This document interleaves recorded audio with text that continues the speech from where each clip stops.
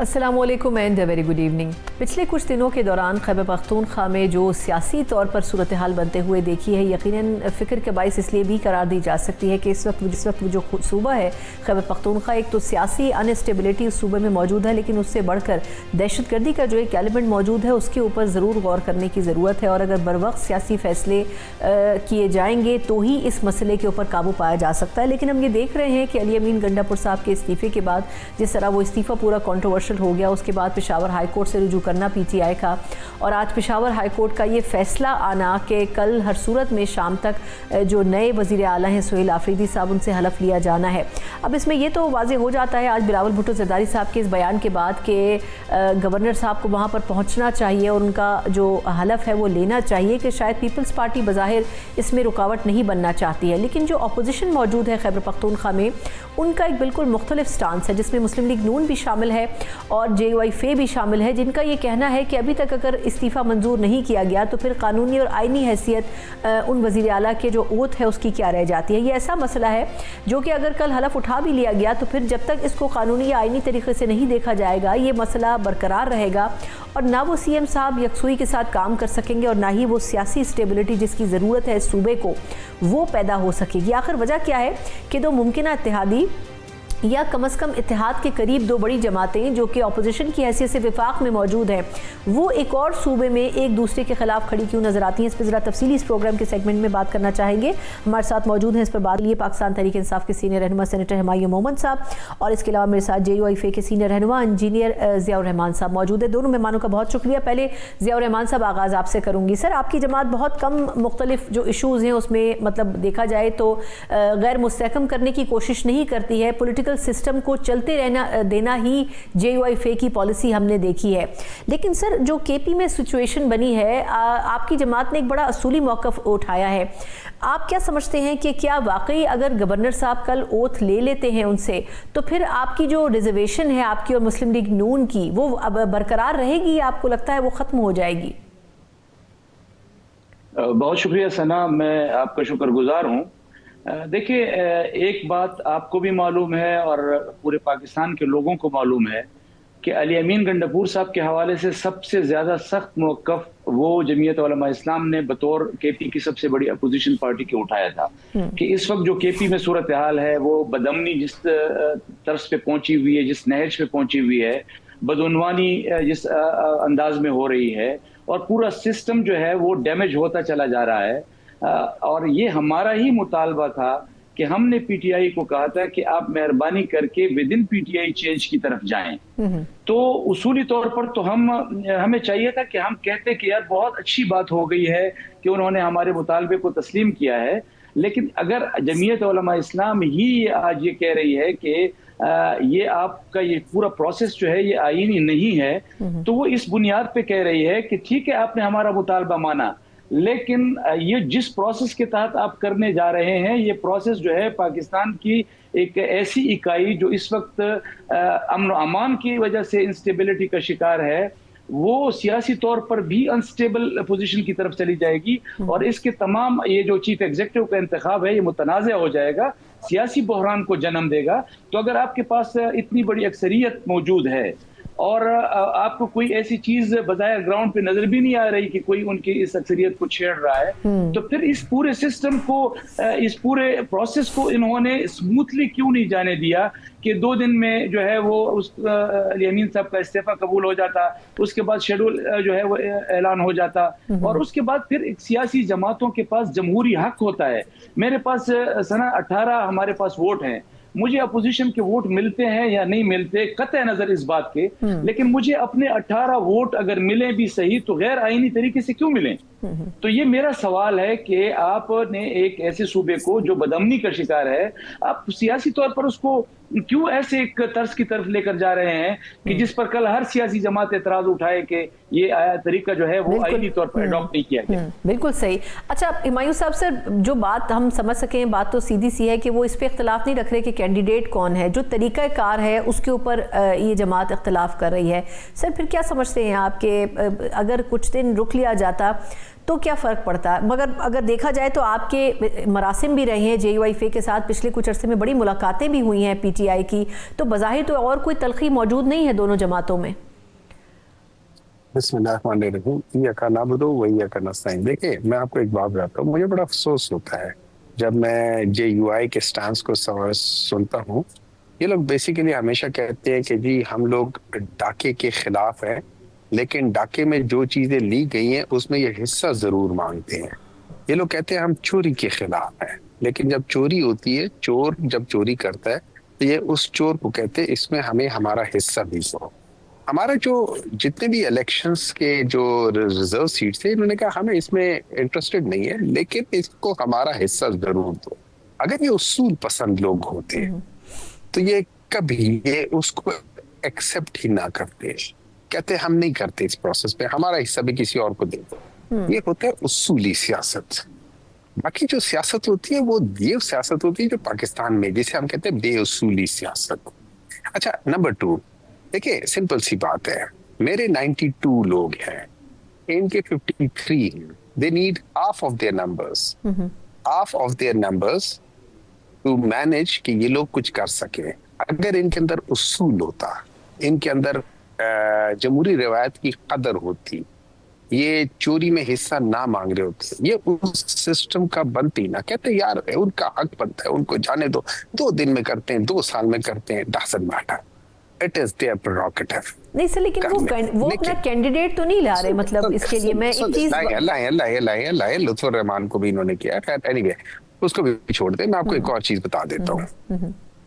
एक बात याद रखिए कि मैं आपको बताता हूँ, PLD 2007 हाफिज हमदुर रहमान और वर्सेस सैफुल्लाह थे कोई, उनका जो प्ली हुआ था, ये सुप्रीम कोर्ट 52 है, उनका जो केस किया था ये अपने कामरान मुर्तज़ा साहब ने किया था, और यही चीज थी। और उसमें जो जजमेंट आई थी उसमें कहा था कि ये जो इस्तीफा होता है ना, ये जो कॉन्स्टिट्यूशनल इस्तीफे होते हैं, ये कॉन्स्टिट्यूशनल इस्तीफे जो होते हैं ना, इसमें एक्सेप्टेंस नहीं रिक्वायर्ड होती।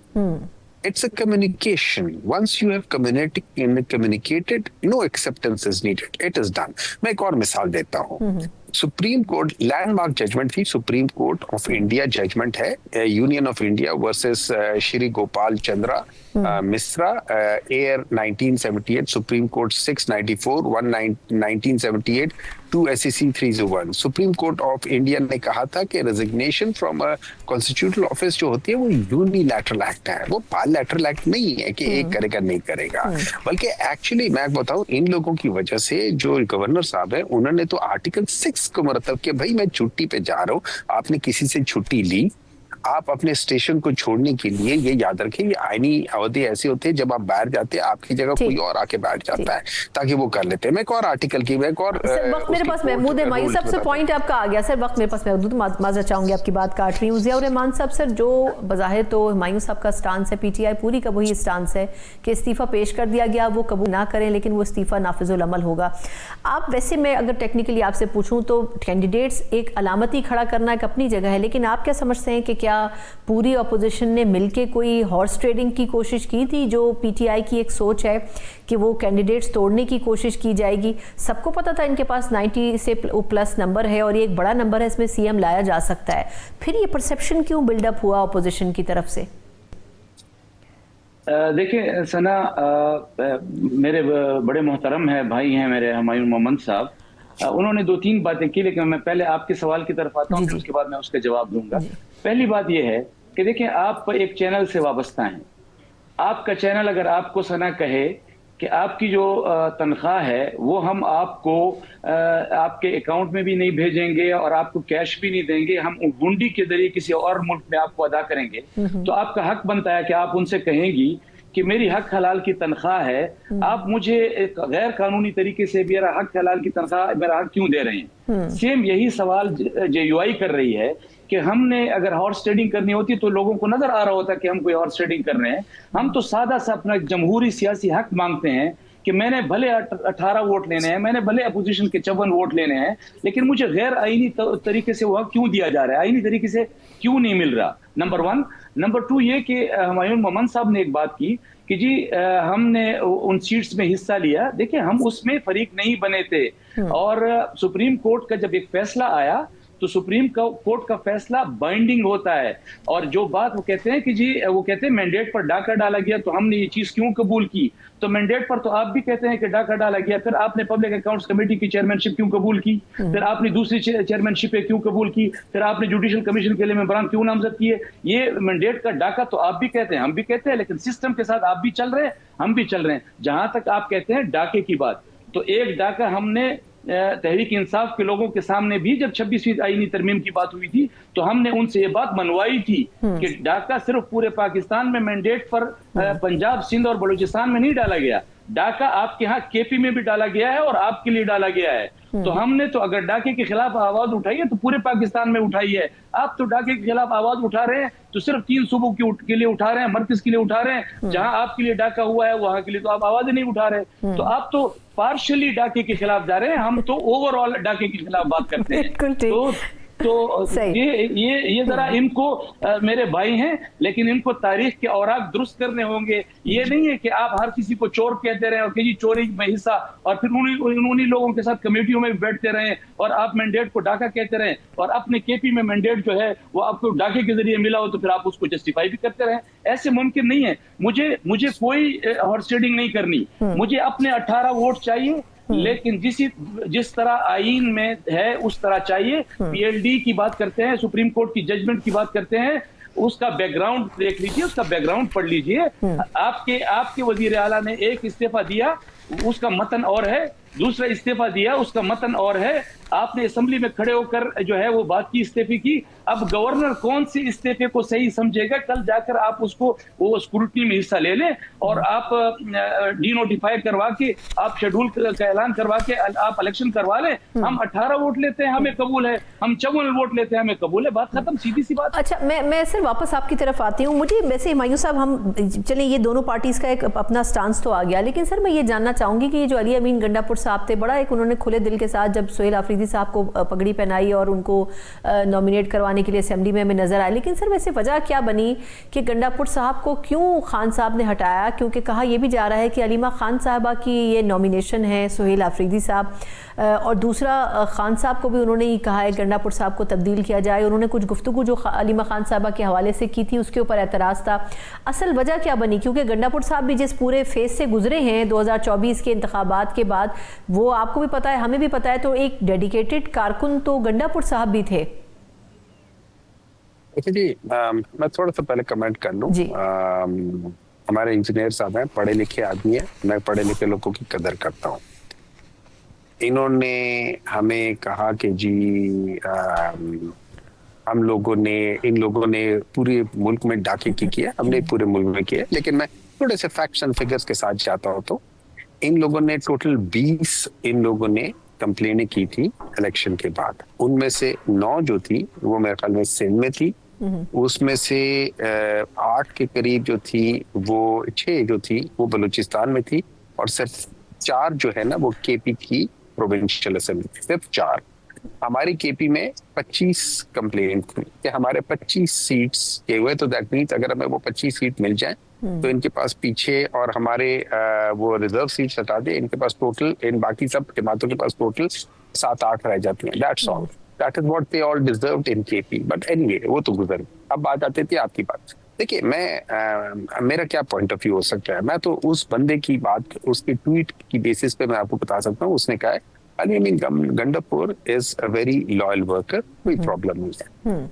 उसने कहा था, इमरान खान का ये कहना था कि मैंने इसको 2 टास्क दिए थे, गवर्नेंस के लिहाज से कि ये चीजें करनी है, और अमन के लिहाज से कि इस सूबे में अमन आना चाहिए, और अमन नहीं आया। तो that means for the job he was given, उन्होंने कोशिश की लेकिन उनके जॉब में उस अमन में उतना फायदा नहीं हुआ। तो फिर मुझे एक बात बताए, Why should I continue with that one person? हमारे पास चॉइसेस हैं, हर चीज है। तो अब अगला चॉइस क्या हो सकता है? तो मैं आपको रफली बता देता हूँ मेरे लिहाज से।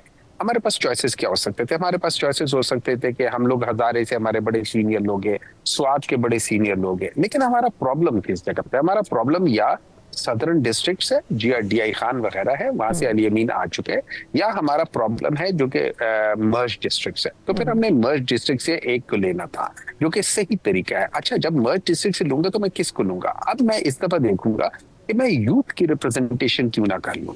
अली अमीन भी यूथ है, लेकिन उससे भी बेहतर क्यों ना कर लूं कि ऐसे शख्स को क्यों ना कर लूं जिसने 16 साल की उम्र से पाकिस्तान तहरीक इंसाफ के साथ यूथ में 8 साल मतलब कॉलेज से लेके तो प्रोविंशियल लेवल तक यूथ को लीड किया है। तो मेरे लिहाज से तो वो सबसे अच्छा चॉइस होगा। और नंबर 2, अमीर भी नहीं है, एक आम मुतवस्सित तबके से है। तो दैट मींस सर ये बातें बुज़दार साहब के बारे में भी सुनी थी ना, फिर नतीजा उसका हमने देख लिया क्या हुआ हमारे साथ। देखे ना, मेरी बात सुना ना, हमने तो ये बातें जो बड़े लोगों की भी देखी थी ना, उनका भी हमने देख लिया, तो उन लोगों ने क्या किया। देखिए, स्टैटिस्टिक्स जब आप देखती हैं, आप हर एक के स्टैटिस्टिक्स देख लें, लेकिन मेरे लिहाज से to be very honest, I think he will perform. I personally believe he will perform, और I think he was one of the best choice. बाकी उसके ऊपर भी है, उनकी अपनी जिम्मेदारी है, उनके कंधे के ऊपर जिम्मेदारी आती है कि उनको ये करना चाहिए और डिलीवर करना चाहिए। नहीं, इसमें तो कोई शक नहीं है कि इस वक्त जो सूबा जिस क्राइसिस से गुजर रहा है। मैं लास्ट कमेंट ज़ियाउर रहमान साहब सर आपसे लेना चाहूंगी कि अली अमीन गंडापुर साहब के ऊपर तो रिजर्वेशन थी आपकी जमात की, लेकिन आप क्या समझते हैं कि जो सूबे का इस वक्त बड़ा चैलेंज है वो क्या है? गवर्नेंस है, एडमिनिस्ट्रेशन है, करप्शन है, दहशतगर्दी है। आप क्या समझते हैं कि कितनी कैपेसिटी जो अगला CM है उसकी होनी चाहिए? ऑपोजिशन तो है ही, एक बड़ी 2/3 अक्सरियत भी गवर्नमेंट के पास मौजूद है, लेकिन क्या आपको लगता है सर कि क्या ये तमाम चीज़ें मैनेज हो सकेंगी सोहेल आफरीदी साहब से? देखिए सना, मैं एक शॉर्ट सा कमेंट करूंगा अपने भाई के उस बात पे। उन्होंने कहा कि जी कुछ जिक्र किया कि कहीं से जो है वो पिटीशन या इलेक्शन कमीशन में जो है वो दरखास्तें आई थी, उसकी बुनियाद पे मैं इनका रिकॉर्ड दुरुस्त करना चाहता हूं कि जमीयत उलमा इस्लाम ने उस 8 फरवरी के इलेक्शन के फौरन बाद होने वाले तमाम ज़िमनी इलेक्शन का पूरे पाकिस्तान में इस बुनियाद पे बायकॉट कर दिया था कि जी ये मैंडेट पे डाका डाला गया है। तो हमने तो पूरे इलेक्शन प्रोसेस का बायकॉट किया था एहतजाज के तौर पर। दूसरी बात, जहां तक इन्होंने कहा कि जी वो 20-25 वो हमारे पास आ जाए, तो इन्हीं के जमात के शौकत यूसुफजई साहब ऑन रिकॉर्ड कह चुके हैं कि 30 से 35 लोग जो हैं उन्होंने एस्टेब्लिशमेंट को बयान हल्फी जमा करवा के अपना रिजल्ट लिया। तो वो किसका रिजल्ट जो है उनको बयान हल्फी के बाद मिला है, ये तो अपने पार्टी के शौकत यूसुफजई साहब से पूछने के किसका मैंडेट चुराया गया। जहां तक आपने दूसरे सवाल की बात की है, देखिए मैं KP में एक मसला नहीं है, KP में बदअमनी मसला है, KP में गवर्नेंस का इशू है, KP में करप्शन का इशू है, KP इन सारी चीजों का मिक्सचर बन गया है। लेकिन ये जो बात आपने की कि वो इसमें कामयाब हो सकेंगे या नहीं, ये एक अजीब किस्म का वतीरा जो है बना लिया गया है। मुझे समझ नहीं आती कि इसको किस तरह ये एड्रेस कर रहे हैं। देखें, आपने मिसाल दी उस्मान बुज़दार साहब की, 4 साल उनको वजीर आला बनाकर उनको डिसोन कर दिया गया। परवेज खटक साहब को 5 साल वजीर आला बनाकर उनको डिसोन कर दिया गया। महमूद खान को 4 साल वजीर आला बनाकर डिसोन कर दिया गया। अब अली अमीन के 1.5 साल को डिसोन कर दिया गया है। ये इसी तरह अफराद पर अपनी जिम्मेदारियां जो है वो डाल देते हैं। पार्टी भी बरी उज़िम्मा हो जाती है, क़यादत भी बरी उज़िम्मा हो जाती है। अफराद पर मसले ये रिस्पॉन्सिबिलिटीज डालने से प्रॉब्लम जो है वो इससे सॉल्व सॉल्व नहीं होगा। आपको जहन तब्दील करना पड़ेगा, आपको चेहरे से काम नहीं होगा। मुझे सर कंप्लीट बिल्कुल ठीक। मैं इन्होंने सवाल किया, देखें अली अमीन गंडापुर की आप असेंबली की तकरीर उठाकर देख लें। उन्होंने कहा मेरा कोई काम नहीं है परवेज खटक से कि उसके जमाने में क्या हुआ है, मेरा कोई मसला नहीं है कि जी महमूद खान के जमाने में उसका जिम्मेदार नहीं हूँ, वो हमारी पार्टी के नहीं है, मैं अपनी इन साल 1.5 साल का जवाब दे हूँ। तो डिसोन तो कर दिया, असेंबली के फ्लोर पर डिसोन किया है। हुमायूं मोहम्मद साहब असेंबली का रिकॉर्ड उठाकर देख लें, उनको बाकायदा डिसोन किया इनकी उस वक्त के वजीर आला ने, बल्कि हमारे हिसाब से अभी सेगमेंट का वक्त खत्म हो चुका है। बहुत बहुत शुक्रिया। मैं सर बहुत माजरत चाहूंगी लेकिन वक्त खत्म हो चुका है। यकीनन अपोजिशन का एक बड़ा मुख्तलिफ मौक़िफ़ तो है, लेकिन अब देखना होगा PTI को नए वजीर आला के आने के बाद जो चैलेंजेस हैं किस हद तक एड्रेस हो सकेंगे। हमारे साथ बड़े रिस्पेक्टफुल हुमायूं मोहम्मद साहब मौजूद थे, पाकिस्तान तहरीक इंसाफ की नुमाइंदगी कर रहे थे, और हमारे साथ इंजीनियर ज़ियाउर रहमान साहब मौजूद थे जो कि JUIFA की नुमाइंदगी कर रहे थे। JUIFA का बड़ा एक मुख्तलिफ मौक़िफ़ है वज़ीर आला की तैनाती के हवाले से, और इस हवाले से वो पेशावर हाई कोर्ट भी जा चुके हैं। लेकिन अब देखना होगा क्या आया कल वज़ीर आला जो है वो अपने ओहदे का हलफ उठा पाते हैं या फिर नहीं। एक मुख्तसर वक्फा और उसके बाद हम बात करने जा रहे हैं जहाँ एक तरफ सियासी चैलेंजेस हैं सूबाई सतह के ऊपर पाकिस्तान के अंदर, वही पाकिस्तान इस वक्त बैनुल-अक़वामी सतह के ऊपर भरपूर तरीके से चमक रहा है। अमरीकी सदर ट्रंप की तरफ से जिस तरह वज़ीर-ए-आज़म पाकिस्तान और field marshal general Asim Munir साहब की तारीफ़ की गई, यकीनन देखने से ताल्लुक़ रखता है। इसके ऊपर तफसीली बात करेंगे एक ब्रेक के बाद। ब्रेक के बाद एक बार फिर आपको खुशामदीद कहते हैं। पाकिस्तान और अमेरिका के लिए कल एक बड़ा मुख्तलिफ सा मौका था जब हमने देखा कि पाकिस्तान के हमारे वज़ीर-ए-आज़म शहबाज शरीफ साहब मौजूद थे। अमरीकी सदर जहां एक तरफ बात कर रहे थे गज़ा अमन मुआहदे की, उसकी इम्प्लीमेंटेशंस की और किस हद तक वो इस रीजन के ऊपर असरअंदाज हो सकता है, वहाँ जिस उन्होंने तरीक़े से वज़ीर-ए-आज़म शहबाज शरीफ साहब को न सिर्फ ये कि अपनी गुफ्तगू रोक के इंट्रोड्यूस किया, उनको बुलाया और फिर वज़ीर-ए-आज़म साहब ने अपने जो ख़यालात थे उनका इजहार किया, बड़ा क्लियर हद तक ये नज़र आता है कि पाकिस्तान का इस पूरे मसले में एक अहम किरदार रहा इसको सुलझाने में। और अब जबकि ये मुआहदा नाफिजुल अमल हो चुका है, इसकी टेक्निकलिटीज़ के ऊपर तो बात की जा रही है, इसराइल किस हद तक इसके ऊपर मिनोअन अमल करता है इसके ऊपर भी बात हो रही है, लेकिन इसके ऊपर भी बात करनी बड़ी ज़रूरी है कि वो पाकिस्तान जिसके बारे में कभी कहा जाता था कि एक आइसोलेशन की कैफियत में मौजूद है और ख़ास तौर पर जो वेस्ट के कंट्रीज़ हैं जिसमें अमेरिका भी सर फहरिस्त है, उससे पाकिस्तान के ताल्लुकात बड़ी हद तक बैकफुट पर चले गए हैं। सिचुएशन बड़ी मुख्तलिफ नज़र आती है। इन तमाम चीज़ों का अहाता करने की कोशिश करेंगे और ख़ास तौर पर जहां अमरीकी सदर हमारे फील्ड मार्शल को अपने पसंदीदा शख्सियत करार दे रहे हैं और वज़ीर-ए-आज़म साहब की भी तारीफ़ कर रहे हैं, क्या ये समझा जाए कि ये सब कुछ वक्ती है या फिर लॉन्ग टर्म बेसिस के ऊपर हमारी जो मिलिट्री डिप्लोमेसी है इसने अपना काम किया है और उसके नताइज अब हमें मिलना शुरू हो गए हैं।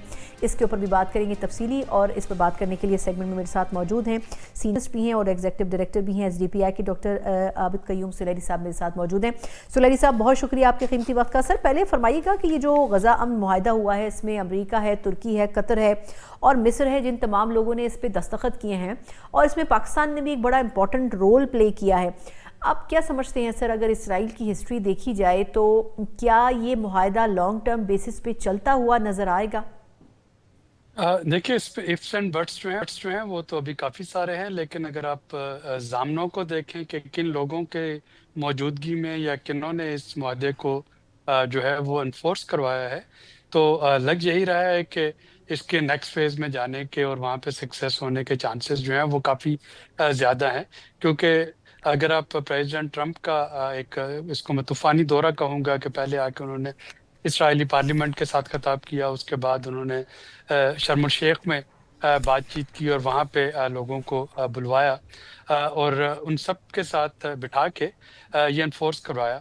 और इसमें ये चीज़ भी देखना ज़रूरी है कि इसके अगर आप थोड़ी सी बैकग्राउंड देखें तो इस मुआहदे की जो आगाज़ हुआ वो इसराइल का जो कतर पे हमला था उससे उसका आगाज़ हुआ और उन्होंने ना सिर्फ इसराइल बल्कि हमास को भी नेगोशिएशन टेबल पे बैठने के लिए मजबूर किया कि वो बैठे अपने डिफरेंसेस जो हैं वो उनको सॉर्ट आउट करने की कोशिश करें। और जो हमने देखा कि पहले मरहले में ही 2000 से ज़्यादा के करीब जो फ़लस्तीनियन प्रिजनर्स थे उनकी रहाई मुमकिन हुई, 20 इसराइली हॉस्टेजेस जो थे उनकी रहाई भी होगी। तो शुरुआत जो है ये तो बहुत बेहतर है।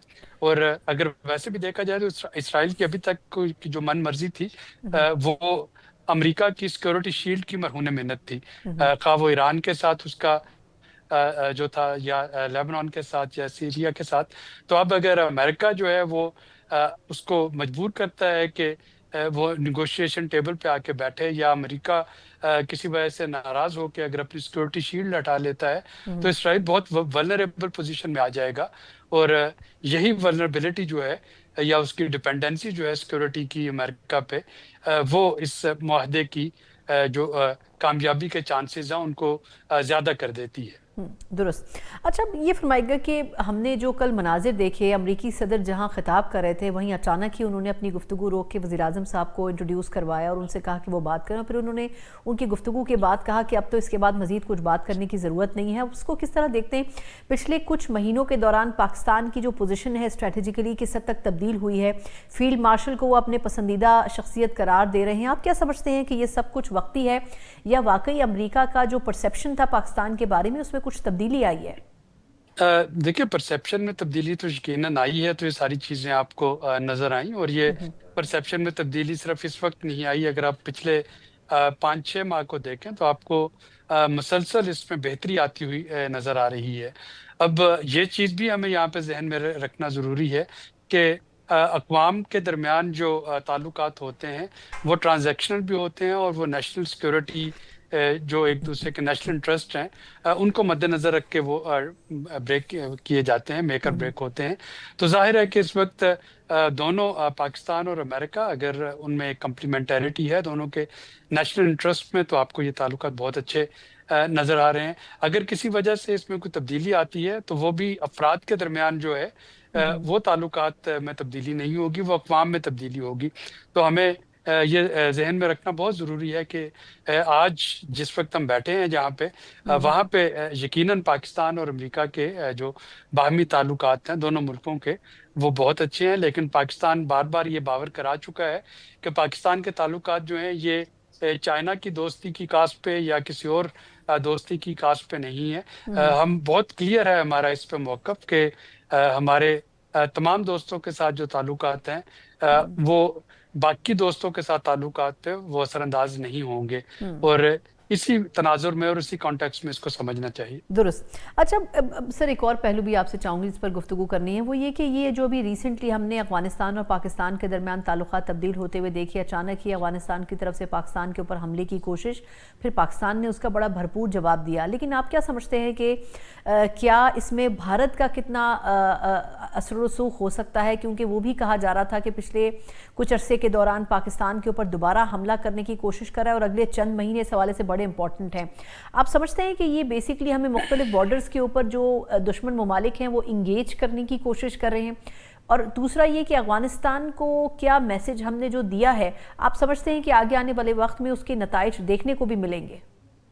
यकीनन मिलने चाहिए। ये एक बहुत बिग फिटिंग रिस्पांस था। पाकिस्तान डिप्लोमेटिक सोर्सेज से बड़े जो नपतुले अल्फाज में बार बार अफगान रजीम से ये कह रहा था कि अफगान सरजमीन को पाकिस्तान के खिलाफ इस्तेमाल होने से रोका जाए, और जब एक रेड लाइन क्रॉस होगी तो पाकिस्तान ने बिल्कुल बजा तौर पे एक एक्शन किया, और डिसाइसिव एक्शन है जो कि यकीनन काफ़ी अरसे तक दुश्मन की वहाँ पे जो फितनल ख्वारिज और फितनल हिंद है उनकी कमर तोड़े रखेगा। इस पे जब हम इंडियन इन्वॉल्वमेंट की बात करते हैं तो जो केयर टेकर उनके फॉरेन मिनिस्टर का जो दौरा है इंडिया का, और वहाँ पे जिस तरह की गुफ्तगू की गई, स्पेशली जम्मू और कश्मीर को गैर मुतनाज़ा सीयत उसकी तस्लीम करने की, वो बजाते खुद इस अमर की रिफ्लेक्शन है कि इस वक्त मौजूदा अफगान रजीम और इंडिया जो है वो कुछ साजिश या कुछ ताना बाना जो है वो बुन रहे हैं पाकिस्तान के खिलाफ, और पाकिस्तान ने मैं समझता हूँ कि हमारी बहादुर अफवाज ने बड़े एहसन तरीके से अफगान साजिशों का जवाब दिया है। अच्छा, ये बताइएगा सुलैनी साहब कि आपके ख्याल में ये जो हम बार बार अफगानिस्तान की हुकूमत को ये बात कर रहे थे कि आपकी ज़मीन पाकिस्तान के ख़िलाफ़ इस्तेमाल हो रही है, आप क्या समझते हैं सर कि अब वैसे तो पॉलिटिकल एस्पेक्ट है, लेकिन फिर भी आपका ओपिनियन चाहूँगी कि सूबाई हुकूमत जो थी खैबर पख्तूनख्वा की, उनकी ख्वाहिश नहीं थी कि ऑपरेशन किया जाए, लेकिन इस वक्त हम जिस स्टेज के ऊपर खड़े हैं, आप समझते हैं कि क्या किसी किस्म का कोई डायलॉग करने की गुंजाइश अभी बाकी है? क्योंकि उनकी तरफ से कहा जा रहा था कि अफगानिस्तान जाकर भी बातचीत की जा सकती है। इस वक्त की सिचुएशन में कितना ज़रूरी है कि एक हार्ड कोर ऑपरेशन जो है वो टेररिज्म के ख़िलाफ़ करना बड़ा ज़रूरी है KPK में? सना, मेरा इस पे मौक़िफ़ जो है बड़ा क्लैरिटी है मुझे। खा वो अफगानिस्तान हो, खा वो सूबाई हुकूमत हो, खा वो TLP हो, डायलॉग के दरवाजे हमेशा ओपन रखने चाहिए, लेकिन एक रेड लाइन के साथ। जहाँ पे आपकी रेड लाइन क्रॉस हो रही हो वहां पे फिर डायलॉग नहीं चलते हैं। अगर आपका जो दूसरी पार्टी है वो उस रेड लाइन को वो ना सिर्फ एक रिस्पेक्ट करती है बल्कि उस पर चलने की हामी भरती है, तो जरूर डायलॉग करने चाहिए। लेकिन जहाँ पे आपकी रेड लाइन जो है वो चैलेंज होती है तो वहां तो फिर डायलॉग की गुंजाइश नहीं रहती है, वहां तो फिर फैसला कनेक्शन जो है वही लेना पड़ता है। अच्छा, लास्ट क्वेश्चन सर, ये आपके ख्याल में ये जो CPEC 2 की बात हो रही थी, आपको क्या लगता है कि अफगानिस्तान अभी कुछ अर्से पहले पाकिस्तान के साथ बड़ी गर्मजोशी के साथ दोबारा बगलगीर हुआ था, क्योंकि चीन के वजीर ख़ारजा और बाकी जो अरकान थे उन्होंने भी विजिट किया था, और एक कोशिश की गई थी कि एक अलायंस बनाया जाए जिसमें CPEC 2 के ऊपर काम हो। ऐसी सिचुएशन में अफगानिस्तान कैसे अफोर्ड कर सकता है कि पाकिस्तान के ऊपर हमला करने का सोचे भी, क्योंकि देखा जाए तो फाइनेंशियली भी अफगानिस्तान के पास इतनी रिसोर्सेज मौजूद नहीं हैं। आपके ख्याल में किस बुनियाद के ऊपर अफगानिस्तान ने ये इनिशिएटिव लिया होगा जो कुछ दिनों पहले हुआ? जी, पहली चीज तो जैसे कि हमारे वजीर दफा ने भी कहा था कि ये ऑपरेशन जो है ये अफगान अवाम के खिलाफ या अफगानिस्तान के खिलाफ नहीं है, ये उन शरपसंद अनासर के खिलाफ है जो कि अफगानिस्तान की सरजमीन इस्तेमाल करके पाकिस्तान के जो है सालमियत को चैलेंज कर रहे हैं। अभी भी पाकिस्तान इसी मौक़िफ़ पे कायम है। देखिए, हमारा अफगान रजीम के साथ तो कोई झगड़ा नहीं है अगर वो अपनी सरजमीन जो है वो पाकिस्तान के खिलाफ इस्तेमाल ना होने दें, लेकिन अगर वो पाकिस्तान की सालमियत को चैलेंज करेंगे, उसको वो रिस्पेक्ट नहीं देंगे, तो जाहिर है कि फिर हाथ कंगन को आरसी, फिर हम अपने दुश्मन को भरपूर जवाब देंगे। हम उन्हीं ममालिक के साथ सीपैक फेज 2 और बाकी सारा कोऑपरेशन कर सकते हैं जो आपके वजूद को चैलेंज ना कर रहे हो, जो आपके वजूद को तस्लीम कर रहे हो, जो आपकी सालमियत की रिस्पेक्ट कर रहे हो। अगर कोई मुल्क जो है, वो अफगानिस्तान ही क्यों ना हो, अगर वो हमारी सॉवरेनिटी और हमारी स्टेबिलिटी या हमारी सिक्योरिटी को रिस्पेक्ट नहीं करता, तो फिर मैं तो बहुत क्लियर हूं कि उनके साथ फिर सीपैक फेज 2 जो है या किसी किस्म का और जो कोऑपरेशन है वो तो करना नहीं बनता। हाँ, अगर उनको अपनी गलती का एहसास होता है, वो आगे बढ़ना चाहते हैं एक क्लीन स्लेट के साथ, तो वेलकम, पाकिस्तान जरूर उसको वेलकम करेगा। और इस पे हमें ये भी देखना है कि दोनों बड़ी ताकतें चाइना और अमेरिका, चाइना ने भी इस पे बड़े वाज़ेह अल्फाज में कहा कि पाकिस्तान और अफगानिस्तान को अपने ताल्लुकात जो हैं उनको रिव्यू करना चाहिए और अपने हालात को बेहतर बनाना चाहिए। और प्रेसिडेंट ट्रंप ने भी कहा कि वो जंगें रुकवाने के माहिर है और उन्होंने कहा कि वो अमेरिका वापस पहुंच के इस लड़ाई को भी देखेंगे, जो कि इनडायरेक्टली अफगान रजीम के लिए बहुत बड़ा वो एक थ्रेट है कि ऑलरेडी उनसे पहले वहाँ पे बेसिस की बात की प्रेसिडेंट ट्रंप ने, और अब उन्होंने ये भी कहा कि अफगानिस्तान जो है वो अपनी इस जंग को रिव्यू करेंगे, यानी अफगानिस्तान को एक रिस्पॉन्सिबल स्टेट का बनने का मुजाहरा करना होगा। अगर वो नहीं करेगा तो जाहिर है कि फिर कॉन्सिक्वेंसेस का उसको सामना करने के लिए तैयार रहना चाहिए।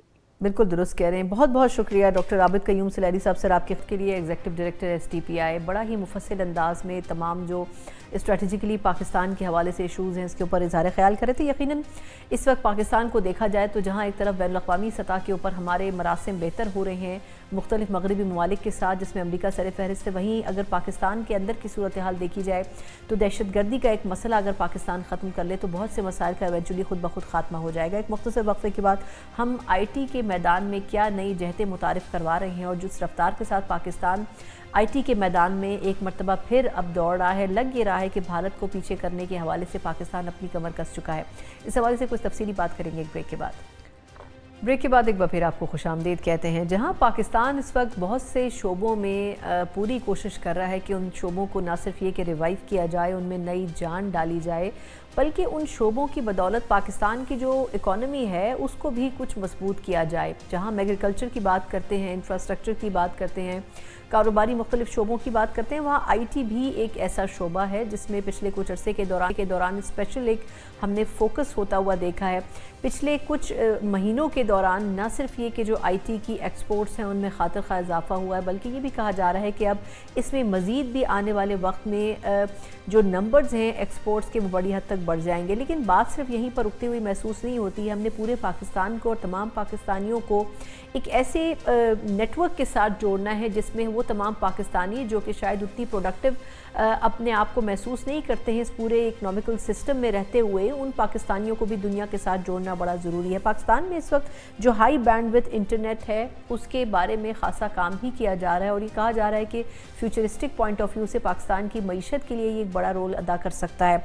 इसमें हम देख रहे हैं कि फिनटेक हो, डिजिटल बैंकारी हो या ई-कॉमर्स हो, पाकिस्तान अब इकॉनमी के पर्सपेक्टिव में देखा जाए तो ये वो तमाम शोबे हैं जो कि अब बड़ी इंपॉर्टेंट पिलर की हैसियत से पाकिस्तान की इकॉनमी में इस वक्त हमें अपना किरदार अदा करते हुए नज़र आ रहे हैं। लेकिन कितना कुछ इसमें करने के लिए है। अगर हम दूसरे ममालिक को कंपेयर करें, अगर हम भारत का कंपैरिजन करें, दीगर इस रीजन के कंट्रीज़ का कंपैरिजन करें तो पाकिस्तान माजी में IT में बहुत कुछ कर चुका था, लेकिन एक बड़े गैप के बाद पाकिस्तान ने दोबारा इसमें कम बैक किया है। कितना इस सफ़र में चैलेंजेस पाकिस्तान को दरपेश हो सकते हैं और मुस्तकबिल कैसा हो सकता है, इसके ऊपर ज़रा तफसीली सेगमेंट में बात करेंगे, क्योंकि हम हमेशा पाकिस्तान के हवाले से जो पॉलिटिकल चीज़ें होती हैं उनके ऊपर क्रिटिसिज्म तो करते हैं, लेकिन जो पॉजिटिव चीज़ें हैं उसके ऊपर गुफ्तगू होनी भी बड़ी ज़रूरी है। मेरे साथ इस सेगमेंट में मौजूद हैं ना सिर्फ ये कि हमारे बड़े बयानाज़ IT एक्सपर्ट हैं, बल्कि सोशल मीडिया के ऊपर भी जो सोशल मीडिया के टूल्स हैं, किस तरीके से सोशल मीडिया को इस्तेमाल किया जाता है, इसके हवाले से गुफ्तगू करते रहते हैं। डॉक्टर फरहान विर्क मेरे साथ मौजूद है। Farhan, thank you so much आपके टाइम के लिए। अच्छा, मैं वैसे तो आपसे सोशल मीडिया और इन तमाम चीज़ों के ऊपर हम आपको वक्तन फ़वक्तन आपसे बात करते हैं, लेकिन ये जो अभी पाकिस्तान में हाई बैंडविड्थ इंटरनेट के बारे में बात की जा रही है कि ये इकोनॉमी के लिए एक बिल्कुल नया चैप्टर साबित होगा, मतलब मेरे जैसे ऐसे लोग जिनको ज़्यादा इस हवाले से मालूमात नहीं है, उनको किस तरह हम ये बता सकते हैं कि इकोनॉमी में इंटरनेट किस तरीके से अपना किरदार अदा करेगा?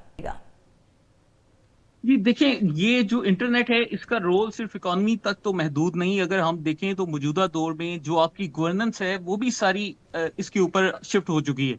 अब जिस तरह हम पाकिस्तान में देख रहे हैं कि कागजी मामला चलते हैं, एक दफ्तर से दूसरे दफ्तर में कागज लगे होते हैं, वो कागजों के पलंदे पड़े होते हैं। अब दुनिया में जितने ममालिक हैं उन्होंने ये सारे का सारा काम जो है डिजिटल के ऊपर कन्वर्ट कर दिया है। तो अब क्या होता है कि वहां पर दफ्तरों में बाकायदा पाबंदी लगा दी गई है कि आपने कागज का इस्तेमाल करना ही नहीं, क्योंकि हर चीज जो सी है वो आपके पास अवेलेबल होती है, डेटाबेस में प्रेजेंट होती है। इसी तरह ही मईशत में तो IT का रोल आपके सामने है, वो भी वक्त के साथ साथ अब बढ़ता जा रहा है।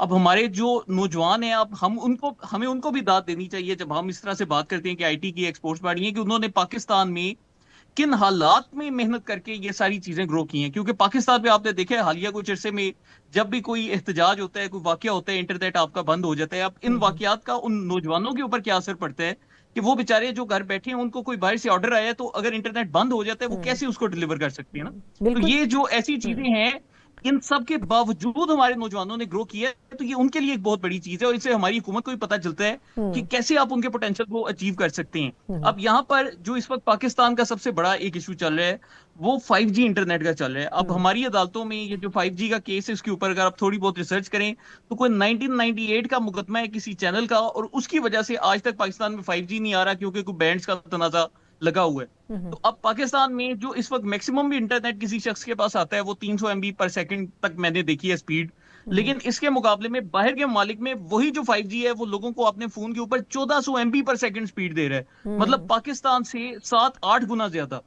तो हमारे जो नौजवान हैं वो अगर इसमें ग्रो करेंगे तो वो तब करेंगे जब उनको ऐसी सहूलियत दी जाए। अब एक चीज जो सी हमारी हुकूमत ने हालिया कुछ अरसे में पॉजिटिव की है वो ये है कि हमारी गवर्नमेंट अब Wi-Fi 7 लेकर आ रही है। तो ये जो Wi-Fi 7 होता है ये भी आप समझ लें कि 5G के करीब करीब चीज है, लेकिन ये फिर भी महदूद है क्योंकि वाईफाई है, इसका एक सिस्टम लगेगा और ये जिस एरिया को कवर करेगा वहां तक जाएगा। लेकिन हम अगर इस वक्त पाकिस्तान में 5G की सर्विसेज ले आते हैं, या पाकिस्तान जो है जिस तरह ये अभी इलॉन मस्क की कंपनी है उसके साथ हमारी बातचीत चल रही है कि वो सैटेलाइट्स वाला मसला हल हो जाएगा। इसी तरह हुकूमत पाकिस्तान ने अभी 2 हफ्ते पहले Amazon के साथ भी बाकायदा बातचीत शुरू कर दी है। तो Amazon या ये जो इलॉन मस्क की स्टारलिंक है इनसे बातचीत करके फिर हो सकता है कि हमारे नौजवानों का जो इंटरनेट का मसला है वो तेजी से हल हो और पाकिस्तान इसमें कुछ भी नहीं तो कम से कम 5 से 6 गुना ज्यादा अपनी जो सी एक्सपोर्ट्स हैं वो बढ़ा सकता है। अच्छा, लास्ट क्वेश्चन फरहान, ये तो बताइएगा कि आपके ख्याल में एक स्मार्ट सिटीज की जो इस्तिलाह आ रही है ये कितना बेहतर पाकिस्तान के लिए साबित हो सकती है मुस्तकबिल में, और दूसरा ये जो स्टार्टअप इकोसिस्टम है ये क्या है, मतलब इसमें ये कहा जा रहा है कि हम तेजी से काफी आगे निकल रहे हैं, वो किस तरह से मुमकिन हो पा रहा है? जी देखिए, जहां तक तो ये स्मार्ट सिटीज की बात है, पाकिस्तान में हमें एक काफी इशू नजर आता है, वो ये कि हमारी जो ट्रेडिशनल ब्यूरोक्रेसी है उसमें रेजिस्टेंस टू चेंज बहुत ज्यादा है। जिस तरह मैंने आपसे पहले बात की गवर्नेंस के लिहाज से कि अगर आप गवर्नेंस को डिजिटल कर दें, आप ये पेपर्स का इस्तेमाल बंद कर दें, किसी ने शनाख्ती कार्ड बनाना है, कुछ भी करना है, वो घर बैठे बैठे मोबाइल फोन से सब कुछ कर सकता है, उसको यूनियन काउंसिल के चक्कर नहीं लगाने, उसको आगे नहीं जाना। तो ये जो कॉन्सेप्ट है ये दुनिया में जितने भी स्मार्ट सिटीज हैं उनमें इंट्रोड्यूस करवाया गया कि हर चीज पेपरलेस है। एक बंदे की पैदाइश से लेके जब तक एक बंदा इस दुनिया से चला नहीं जाता उसके जितने भी प्रोसेसेस हैं वो उन्होंने डिफाइन कर दिए हैं, हर चीज को डिजिटल कर दिया है। और उसके तकरीबन जैसे दुबई जैसे शहर की हम मिसाल लें तो वहां पर 148 उन्होंने किया है कि 148 वो प्रोसेस होते हैं जिसमें ID कार्ड, आपका हर चीज, आपका डेथ सर्टिफिकेट तक जो भी एक बंदे को हुकूमत से चाहिए होता है वो सारे कागजात का एक प्रोसेस बना दिए, उस प्रोसेस को डिजिटल कर दिया है। और अब क्या हो रहा है कि हर चीज जो सी है वो फौरन उन लोगों की हो जाती है।